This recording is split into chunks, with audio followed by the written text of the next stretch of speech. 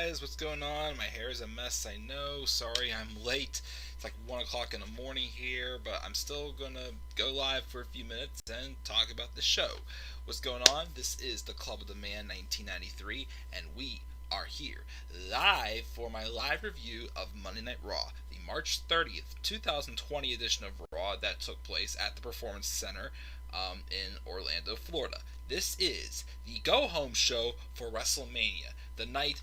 The one show too big for one night. We're going to slogan this again. I was literally the jerk tonight, who literally decided to sit through this show and keep track of how many times I heard that catchphrase. The only show too big for one night, wherever it is, because they've said how many times, because it just cracks me up, because I'm pretty sure that, once again, the reason why it's oversaid like that is because Vince McMahon came up with that slogan, so we have to say how many times, because it's his thing, not ours. So I'm pretty sure. So I kept track of that. Now, again, I was a little bit picky, and I do think there was about 5 of them that I included from commercials. So, including those, I probably heard that slogan about 15 times tonight. 15 times in 3 hours. Once again, try to drive you nuts. So, even taking the 5 out from the commercials, we still heard it 10 times. 10 times tonight, and I'm just like, too bad. I mean, well, I didn't say too bad, but good thing I'm not someone who likes to drink a lot, because I could have turned this into a drinking game, but I did not want to. I actually had a poll going on Twitter also. I posted right after Raw. Do you still plan on watching WrestleMania 36 this weekend? 11 votes, 73% said yes, 27% said no. So still a good amount are going to be watching WrestleMania this weekend. Here's the thing about WrestleMania 36. Yes, it does not look good. Based off of the reports of the coronavirus, of people, being sick, as I actually heard today, apparently Corey Graves and Carmella are both sick with the coronavirus, from what I've heard. There's some wrestlers who are quarantined, like The Miz. Andrade Cien Almas has an injury. Roman Reigns, just stepped out of WrestleMania. Yet they're still acknowledging it. They even acknowledged it as the last match on the card tonight. But I'm like, Vince, it ain't happening. Sorry, pal. Today, that tweet on Twitter toward him. I am so surprised Vince has not blocked me, because I've literally trashed him a lot on Twitter anymore. Not like, threatening him, but I'm just like, hey, Vince, this sucks, basically, along those lines. Just like, hey, Vince, it ain't happening. Sorry, pal. I went, pal, in parentheses. Still gotta check. Come on, Vince, block me. I don't even follow Vince on Twitter. He won't block me. Oh well. Anyways, but let's put it this way. Aside from all this, and aside, of course, we have 2 match replays tonight that went through multiple commercial breaks, which was dumb. I actually thought this was a pretty good show tonight. A pretty good go-home show with some pretty strong promos. I mean, even though most of them were by part-timers, I still thought they were good. Got their points across. And when it comes to WrestleMania 36 again, some of these matches still could be good. We got Brock and Drew. We've got Owens and Rollins, even though that's been a dragged-out feud. I still think the match will be really good. If The Miz was able to make it for the WrestleMania tapings, we do have that triple threat ladder match with Miz and Morrison. Hey, ho, ho. Miz and Morrison. Hey, ho, ho. We have that triple threat match. I think could be pretty good as well. Let me see here. What else we got here? We have a couple other good matches that I was looking forward to. I mean, Becky and Shayna, I'm excited about. Cena and Wyatt, I'm looking forward to as well. Even this Raw tag title match, based off the change that we got, I am kind of interested in as well. Again, we have some matches on this card that are still going to be good. Oh, and of course, Rhea Ripley and Charlotte Flair, a very anticipated match for me. Again, the thing that's going to hurt is there's going to be no crowd. So, I guess that's going to hurt it once as well. So, I mean, I don't know, guys. So, I'm going to still do preview and predictions. Yes, the first time I'm doing preview and predictions since my return to YouTube, which, by the way, those of you who don't know yet, I'm completely caught up now with everything I wanted to get done to get caught up with. So, that's good. So I'm going to do preview and predictions after SmackDown on Friday. And I'll try to still watch WrestleMania this weekend, even though I'm going to be stuck at home. Maybe I'll do live reactions as well. I'm not sure. We'll see what happens. But let's talk about the show, because it's 10 after 11, after 1 at night, and I'm getting tired. Tyler skipped the show. He doesn't know if he's going to watch Mania. If that's the case, man, that's fine. Again, don't feel like you have to. It's your choice, man. Let's talk about this show, though. We opened up with a video package of actually a match I'm not really looking forward to. Undertaker and AJ Styles. Again, don't expect much from it. And this build's just been super awkward with this stuff about AJ Styles taking shots at Taker's wife. And it's being a boneyard match. Like, what the heck's a boneyard match? But anyway, so we get this video package of that. Then Taker cuts this pretty good promo. He calls AJ by his actual name, Alan Jones, since AJ's been calling him Mark Calloway. He's got a big mouth. Doesn't know if he's got a big set or if he's just stupid, which, don't get me wrong, the promos AJ's been cutting have been pretty cringeworthy. He's heard a lot worse from a lot better. And there's some truth to what he said, though. Him being a big fish in a small pond 10 to 15 years ago because he knew he couldn't hang with the greats in the WWE. He's got more matches behind him than ahead of him.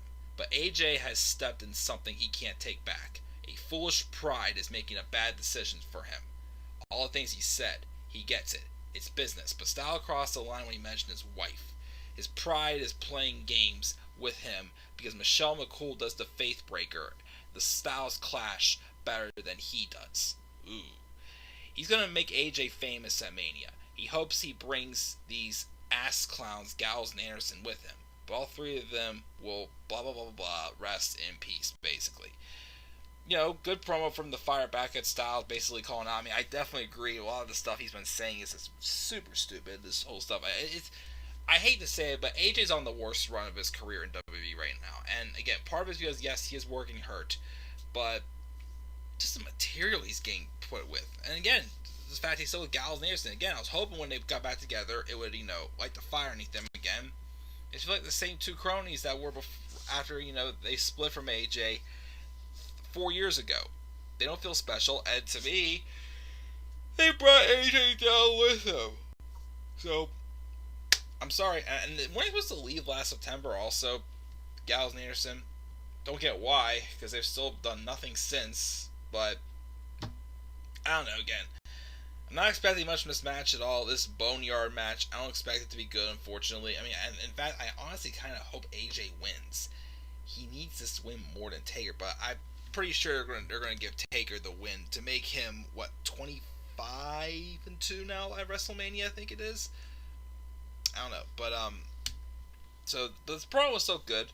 Of course, we didn't see Becky Lynch rolling up in her big semi, which I think is pretty cool. Again, I'm here. The reason why they keep doing these segments is because this was supposed to be Becky's entrance at WrestleMania, but of course, since, WrestleMania's going to be in the Performance Center, I don't think she's going to be able to drive a big semi into the Performance Center. But again, it's freaking badass, and I love it. Becky comes in, says last year in the main event of WrestleMania, she fought two champions at once, Charlotte and Ronda. The stakes couldn't be higher. She talked some trash and made some bold predictions, and she's been walking that razor's edge ever since. And then they decided to show the replay of that match, which went through 3 commercial breaks, which was dumb because I think the match was as long as it looked. And of course, there was that botched finish, which I'm just like, that still sucks. I also noticed, because this is the first time I actually watched that match live, because again, I saw it in person because I was there last year, but I didn't realize. There's one thing about Ronda Rousey that I don't miss, the fact that she always smiled when she came out. Well, except for when she was a heel.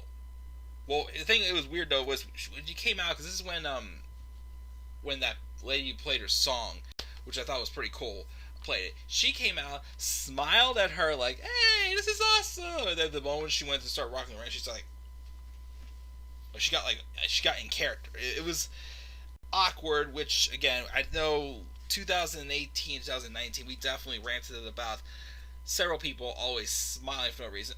Bobby Lashley.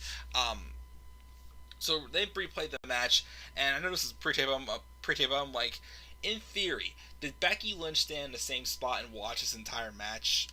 I don't know.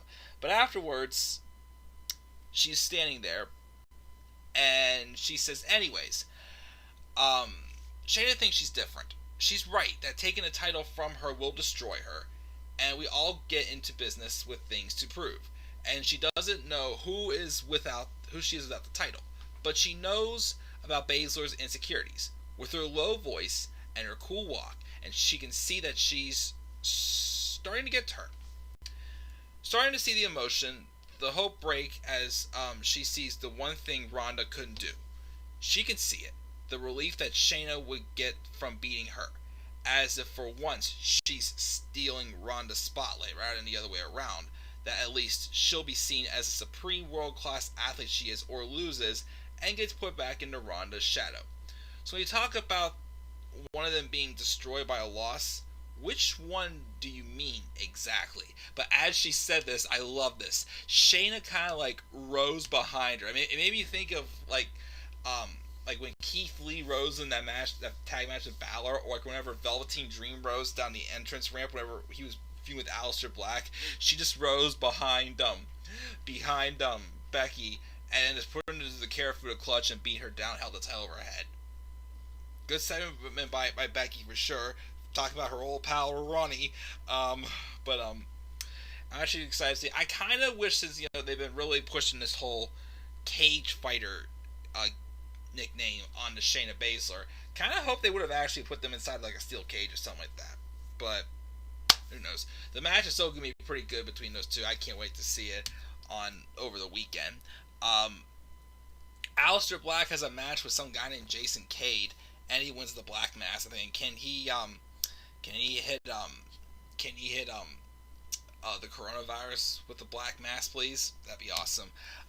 He's still taking on Bobby Lashley on Saturday, even though even though he was quarantined. My friend read a rumor that Lashley actually was somebody else who did get diagnosed with the virus, but he already beat it, and because of so he was able to come back to work and do the match with Aleister Black at WrestleMania. So we are going to see that match over the weekend. We had a recap what happened with the Owens and Rollins segment, getting ready for this 6-man tag match coming up, which, by the way, I wonder if the whole Monday Night Messiah thing is going to die down after WrestleMania, because Razor recently was hurt with like a bicep or a tricep injury, one or two. So I think they kind of have dropped the stable in some ways, because Rollins teamed up with the Street Profits opponents for this coming Sunday, which was supposed to be Angel Garza and the United States Champion Andrade Cien Almas. Unfortunately, the rumors were true, which is one of the few things that WWE did address tonight. They still have not again addressed that Roman Reigns is not going to be at WrestleMania. I don't know why. I guess Vince has hope he'll change his mind. I don't know. But anyways, it's taped. Roman was not at the tapings. Even Roman himself confirmed it on Instagram that he's not going to be competing at WrestleMania this year.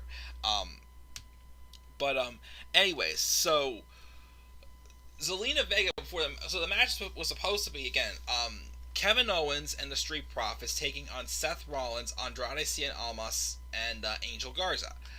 But then before the match starts, Garza and Zelina come out and says, unfortunately, Andrade has suffered a serious rib injury and has not been cleared to compete for WrestleMania. However, she has access to the hottest young talent in the WWE. Just like she brought in Angel Garza, now she introduces a 22-year-old sensation, which is Austin Theory. Apparently, Austin Theory was chosen to replace Andrade because apparently Paul Heyman's really high on him, and that's fine with me. I mean, Austin's still new in NXT. He hasn't really won any matches yet, but I didn't see the Street Profits dropping the tag titles anyways, but I do hope, Austin Theory takes full advantage of his opportunity, being able to compete, even though it's not literally the grandest stage of them all, because it's at the Performance Center, but, I do hope that Austin Theory does take advantage of this opportunity and puts on a good show, and, definitely gets good feedback for sure, because he's 22 years old, he's talented, I don't think he's really won any matches yet in NXT, but I think he's definitely has a lot of potential for sure, and him getting a spot, cool by me. So he's going to and they had the match. It wasn't a bad 6-man tag match. Kevin Owens and the Street Profits win as Owens hit the stunner on Garza. But after the match, though, Rollins hits the curb stomp on him before he even gets all the way up from the pin. But afterwards, Owens gets on the microphone, cuts this really good promo, firing back at the great promo that Seth cut from last week. He's been thinking about what Seth said, and he knows he's listening, so Rollins, pay attention. He said this building was built because of him. Rollins said that everybody that came through here should be thanking Rollins for his blood, sweat, and tears. But Owens has heard otherwise. This place was built despite him. From the moment he set foot in that warehouse in Tampa, he was a nightmare to deal with. He knew everything about everything. He was better than everybody else, and nobody could stand him. And these past few months, he's done an outstanding job proving everyone that he's an arrogant dipshit, right? Which, if you're taking shots at his the stuff he's been saying on Twitter, then you're exactly right, because that's what he pretty much established himself last summer and into the fall for sure. Owens is well aware of his own past, and what people could say because what he's chosen. But the difference between them is he's not delusional. Seth proved himself delusional, talk about all his Mania moments, and at WrestleMania he becomes a god, and Owens is just disappointment. Which, yeah, I keep saying, Owens did have a WrestleMania moment, WrestleMania 33. He beat Chris Jericho for the United States Championship. I don't know, maybe he tries to wipe that from his memory, because we all know on that 365 special that Vince hated that match, which, okay, it wasn't perfect, but I thought it was still a good match. I liked it. We had the fingertip of Kevin Owens, but anyways,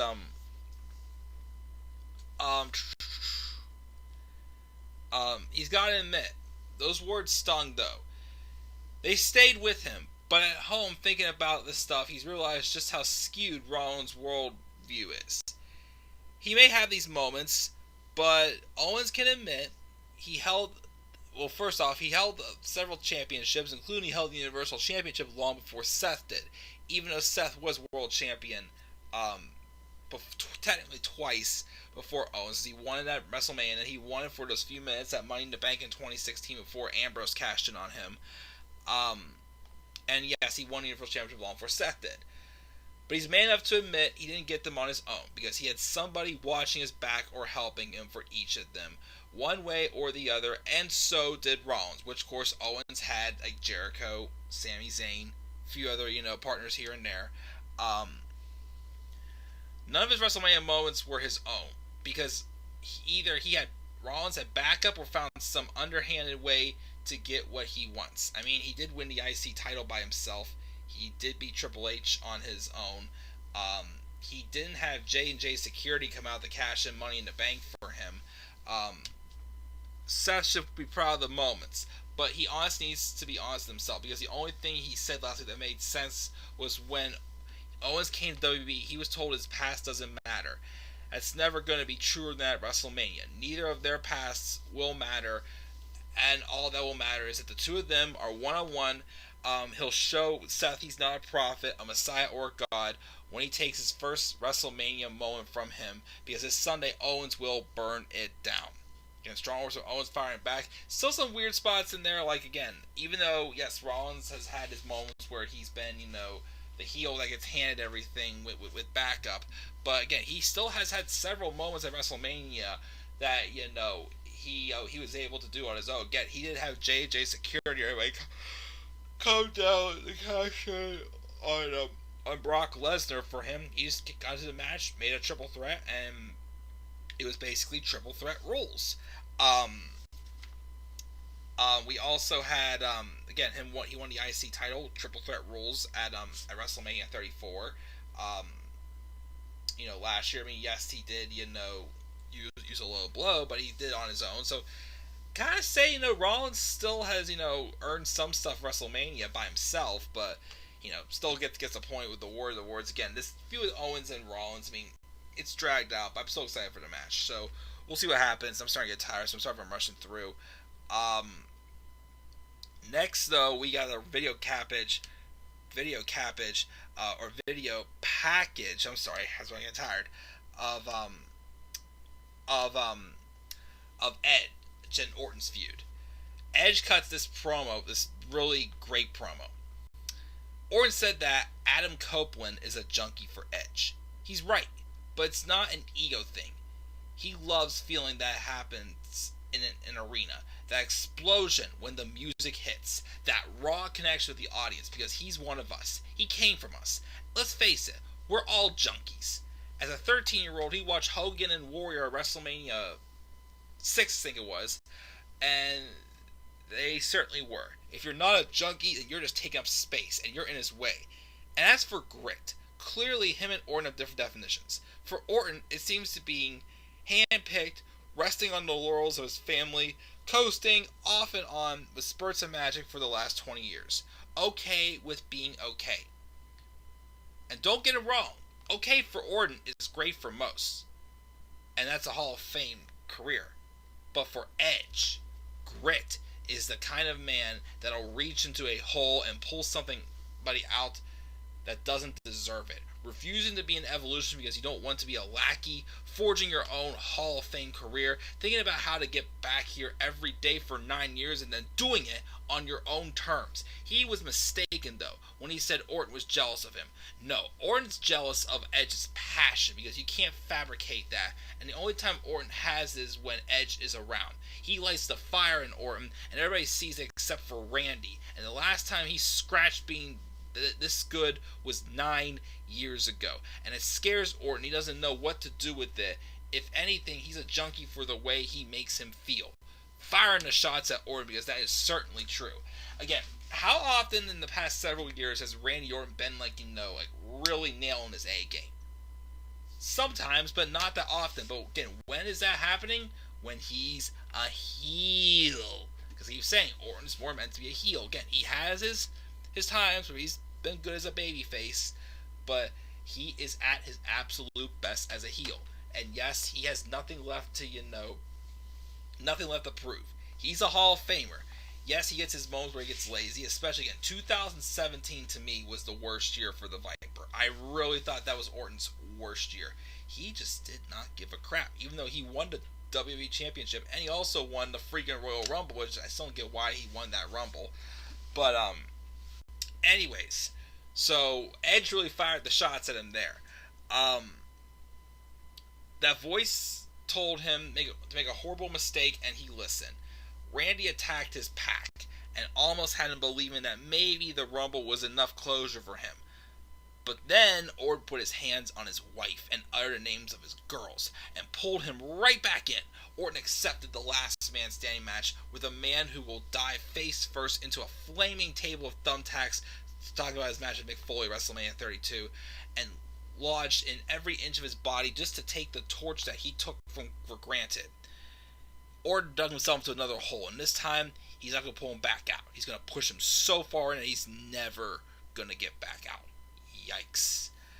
Asuka took on Kaden Carter and defeated her, and it's just something weird on the headset in Japanese. And then we start getting, advertisements for the different matches happening at WrestleMania. We also get a video of Charlotte Flair attacking Rhea Ripley at the Performance Center earlier in the day. Had for their match. We get a replay of Brock and Ray from Survivor Series. And then we ended the show with this segment with Paul Heyman, who introduced himself and talked about how he hates drawing the curtain back on wrestling. He loves the magic of the company, the embellishment and exaggeration. This is the go-home segment and the go-home Raw to WrestleMania. And if you look at these segments over the last 20 years, more often than not, it's your champion, Brock Lesnar. And why is that? Because year in, year out, Brock Lesnar is the beast to slay, the one to beat on the biggest show of the year. This year, McIntyre has truly stepped up, which is true. He compliments McIntyre and says that he's special, especially compared to the average guy on the street and in the locker room, despite being the most talented such locker room in history. You know who else is special? The Rock, Hulk Hogan, Randy Couture, Undertaker, John Cena, names all these legends, the Hall of Famers. At the end of the day, they got into the ring a against a once-ever athlete like Brock Lesnar and end up like everyone else. Not so special, but just one of Brock's bitches. Drew doesn't need to establish just how good the Claymore is. So is the Rock Bottom, Atomic Leg Drop, Attitude Adjustment, Choke Slam, Tombstone Pile Driver. None of them worked against Brock Lesnar. Even though, again, keep in mind, they're saying this thing, well, Brock did lose to Seth twice last year. Now that Brock knows that the Claymore is coming, either he'll avoid it or he'll take one, and we'll find out the Claymore can really keep him down. He's got something more than a prediction or a spoiler. It's an absolute guarantee. This time next year, the same thing is going to be happening. Drew McIntyre is going to walk in special and walk out just like everybody else. Nothing more than just another one of Brock's bitches. And then we cut the show. And again, I am surprised that Drew did not show up. But that's how it went off the air. Again, I thought it was a pretty good episode of Raw, despite the replays, a couple little nitpicks, but I thought the promos were great, and we got, even the 6-man tag match was not too bad. I gave it a B+. I thought this was a strong go-home show for what we could do. Tyler says, same stuff as usual, WrestleMania should be postponed. Drew better win, or sucks the face. He still thinks it should be Charlotte and Becky at WrestleMania 36, not Shayna. I prefer Becky and Shayna because it's something different. We've seen Charlotte and Becky how many times, but again, your opinion. That's all I care about. But I'm going to check out now, guys. Again, Stars review was kind of rushed, a little bit lazy, but again, I'm tired. At some point this week, I'm going to try to do a special stream doing my 2019 End of the Year Awards video, and it's going to include both WWE and AEW and NXT. And then I also want to get my baseball predictions in as well, even though there's no clue as to when the baseball season will actually begin. But who knows? So guys, that's going to do it. Thank you for always Tyler in the live chat for participating. What are your thoughts on Raw? Again, gave it a B+. Are you still going to be watching WrestleMania this weekend? I will also going to do my WrestleMania preview and predictions this Friday after SmackDown. So, guys, what are your thoughts on the show? Please leave your thoughts down in the comment section below. I also want to apologize. I feel like I haven't really been keep up with the comment section since I've come back. So I will definitely get back to the comment section sometime soon and make sure to reply to those comments. But guys, always make sure your thoughts down in the comment section below. Slap a like on the video. Subscribe and subscribe to my channel. Follow me on Twitter at DemandAirBonnie3. Make sure to also check out my WrestleMania Experience documentary found in the description box down below. And if you haven't done so already, also make sure to check out my my Chris Benoit Dark Side of the Ring review of his documentary as well. That can be found on my page as well. And also, I just uploaded today. Make sure also to check out my NXT UK Takeover Dublin card predictions as well too. So guys, I'm checking out. I'll see you guys in my next video, whenever they may be. Have a great rest of your night, and peace out, everybody.